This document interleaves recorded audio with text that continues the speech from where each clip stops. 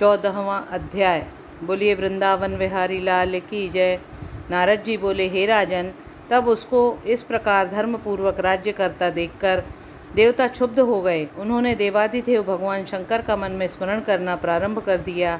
कितने ही प्रकार से स्तुति की, तब भक्तों की कामना पूर्ण करने वाले भगवान शंकर ने नारद जी को बुलाकर देव कार्य करने की इच्छा से उनको देवपुरी भेजा। शंकर भक्त नारद भगवान शंकर की आज्ञा से देवपुरी में गए। इंद्र आदि सभी देवता व्याकुल होकर शीघ्रता से उठकर श्री नारद जी की स्तुति करने लगे। उत्कंठा भरी दृष्टि से सबने नारद जी की ओर देखा। अपने सब दुखों को कहकर उन्हें नाश करने की प्रार्थना की। नारद जी ने कहा, मैं सब कुछ जानता हूँ, इसलिए अब मैं दैत्यराज जलंधर के पास जा रहा हूँ। ऐसा कहकर और देवताओं को आश्वासित कर श्री नारद जी जलंधर की सभा में आए। जलंधर ने श्री नारद जी के चरणों की पूजा करके हंसते हुए कहा, हे ब्राह्मण, कहिए आप कहाँ से आ रहे हैं और कहाँ कहाँ पर आपने क्या क्या देखा, यहाँ कैसे आए हैं? मेरे योग्य जो सेवा हो उसके लिए आज्ञा कीजिए। जलंधर के इस प्रकार के वचन सुनकर श्री नारद जी प्रसन्न होकर बोले, हे दानवराज महाबुद्धिमान जलंधर, तुम धन्य हो, क्योंकि इस समय सब रत्नों के भोक्ता एक तुम ही हो। हे दैत्य श्रेष्ठ, अब आप मेरे आगमन का कारण सुनिए कि जिसके लिए मैं यहाँ आज आया हूँ। हे दैत्यराज, मैं स्वेच्छा से कैलाश पर्वत गया था, जहाँ 10,000 योजनों में कल्प वृक्ष का वन है, जहाँ पर मैंने सैकड़ों कामधेनुओं को एक साथ विचरते देखा है, तथा यह देखा है कि वह वन चिंतामणि से प्रकाशित परम दिव्य अद्भुत और सब स्वर्णमय है।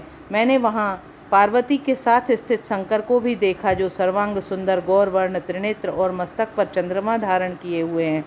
यह देखकर मुझे बड़ा आश्चर्य हुआ कि इनके समान समृद्धशाली त्रिलोकी में कोई है या नहीं। हे दैत्येंद्र, इसी समय मुझे तुम्हारी भी समृद्धि का स्मरण हो आया और उसे देखने की इच्छा से मैं तुम्हारे पास चला आया हूँ। यह सुनकर जलंधर को बड़ा हर्ष हुआ। उसने नारद जी को अपनी सब समृद्धि दिखला दी।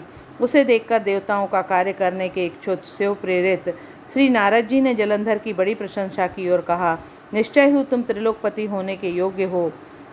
तुम्हारे लिए ऐसा होना कोई विचित्र बात नहीं।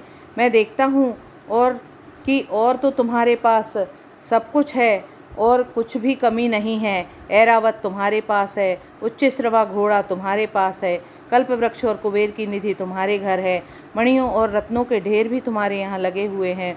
ब्रह्मा जी का हंस युक्त विमान भी तुम्हारे पास है, और द्युलोक, पाताल और पृथ्वी पर जितने भी रत्न आदि हैं वह सब तुम्हारे ही तो हैं। मैं तुम्हारे इस प्रकार के सब रत्न आदि ऐश्वर्य को देखकर बड़ा प्रसन्न हूँ, परंतु तुम्हारे पास कोई स्त्री रत्न नहीं है।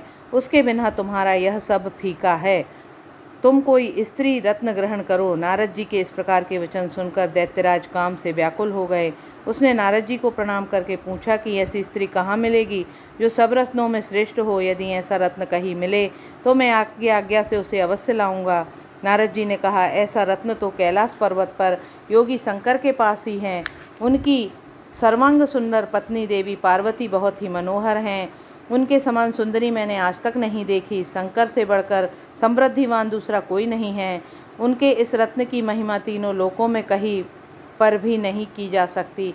तभी तो परम विरक्त आत्माराम शंकर भी उनके वश में हो गए हैं। देवर्षि नारद उस दैत्य को ऐसा कहकर कार्य करने की इच्छा से आकाश मार्ग को चले गए। बोलिए वृंदावन विहारी लाल की जय।